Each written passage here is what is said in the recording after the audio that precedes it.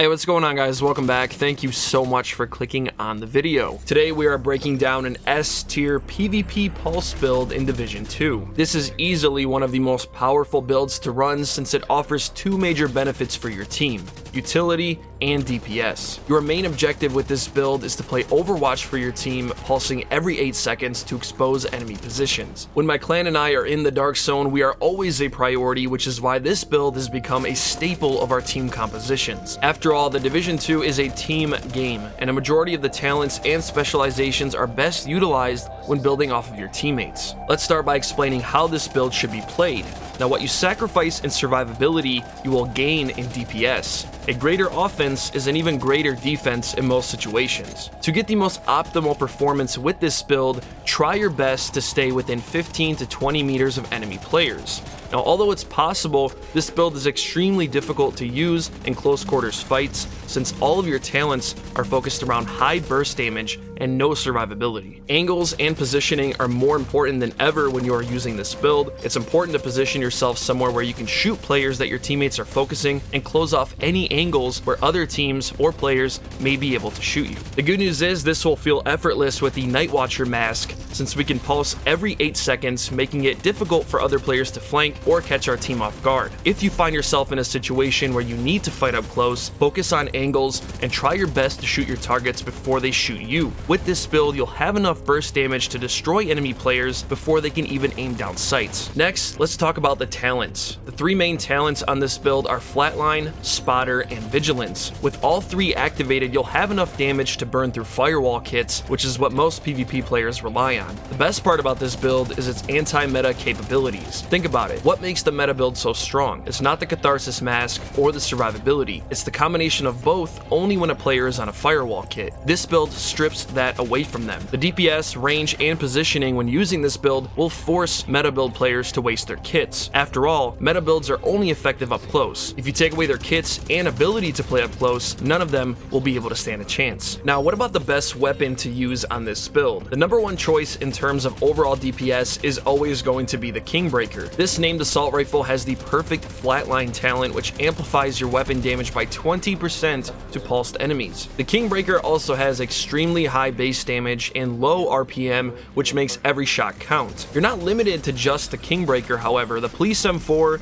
FAL, Carbine 7, and Honey Badger are all great options. The most important thing is to make sure you have Flatline as your talent and the linked laser pointer equipped as one of your weapon attachments. The linked laser pointer is unlocked with the Technician specialization and will give you the ability to pulse enemies that you aim at. And lastly, I do have to mention, just like every other build in the Division 2, this build has some counters. The most noticeable one being pulse resistance builds. Now, if a player takes away your ability to pulse, your damage will be heavily nerfed and your awareness becomes more important than ever. Skill builds and status effects can also be a problem since you're typically running low armor with this type of build. A glass cannon fire sticky or mortar turret, for example, can easily take you out in just one shot. The good news is your map awareness will feel effortless since your pulse will be scanning the area every 8 seconds, making it difficult for these type of players to sneak up on you and take out your team.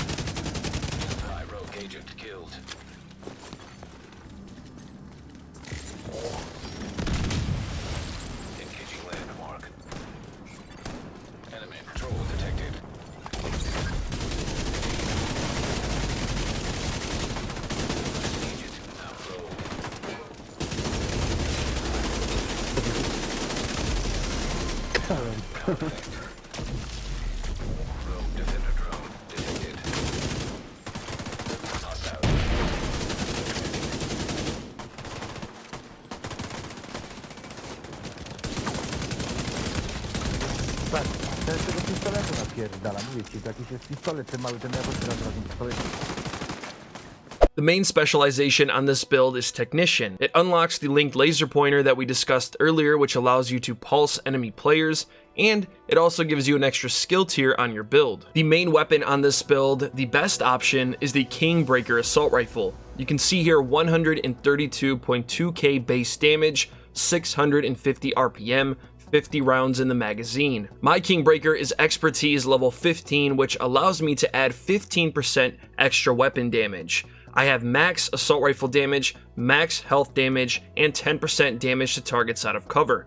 What makes this assault rifle so special is the perfect flatline talent, which amplifies weapon damage by 20% to pulsed enemies. Just don't forget the linked laser pointer. This is the easiest way to pulse enemy players. For my secondary, I have the FAL SA-58 high-end assault rifle, 128k base damage, 650 RPM, 40 rounds in the magazine, expertise level 15, giving us an extra 15% weapon damage. I have 15% assault rifle damage, 18.5% health damage, max damage to targets out of cover. Since this isn't the perfect version of flatline, this is only giving us 15% extra damage to pulsed enemies. For the pistol, I'm using the TDI Card Custom, which is great to have because as long as you have it out, it gives you an additional skill tier on your build. For the first gear piece, you can see I'm using the Night Watcher high-end mask. The brand set gives us 5% total armor. We have armor as the core attribute, 12% extra armor thanks to expertise. This mask is unique because it gives you 100% scanner pulse haste, which allows you to achieve an 8-second cooldown on your pulse. I also have max crit hit damage and a max crit chance mod. For the chest piece, I'm using Fenris Group AB, which gives me 10% extra assault rifle damage. All of my stats are maxed out on this piece. I have max weapon damage, max crit chance, max crit hit damage, and a max crit hit damage mod. Now for the talent, I'm using Spotter, which obviously pairs very well with Flatline, but if you want more survivability, stick with the laser pointer, stick with Flatline, but replace Spotter with Unbreakable. Next, we have the Bakaro's holster, one of the best in slot holsters to use on pretty much every DPS build. This holster is unique because it gives you an armor core and 15% extra weapon damage as one of the attributes. And we also have an additional 12% crit hit damage. For the backpack, I'm using Grupo Sombra, which adds an additional 15% crit hit damage on the build. I have max weapon damage, 12% armor, max crit hit damage, max crit hit chance, a max crit hit damage mod, and vigilance. Vigilance increases total weapon damage by 25%. Taking damage disables this buff for 4 seconds. Next, Cheska gloves for an extra 10% crit hit chance on the build. I have max armor, 12% extra armor, 4.6% crit hit chance, and 12% crit hit damage. And last but not least, the Fox's Prayer knee pads. We have max weapon damage, 12% armor, 8% extra damage to targets out of cover. If you remember, we already have 10% on the Kingbreaker, which would give us in total 18% total damage to targets out of cover on the build. And we also have an extra 12% crit hit damage. The main skill we are using is obviously the pulse, and thanks to the Night Watcher mask, we can achieve an 8.3 second cooldown, which is basically an infinite pulse in the dark zone. And for the second skill, I'm using the Decoy. Works extremely well with DPS builds. It allows you to reposition and also flank enemy teams. So collectively on the build, you can see here the Kingbreaker has 132.2k total damage. I have 52.6% crit hit chance, 156% crit hit damage. For the other stats here, you can see 85% all weapon damage bonus, and also 40% assault rifle damage bonus. Thank you all so much for watching the video. If you found this video helpful in any way, shape, or form, a thumbs up would be very much appreciated.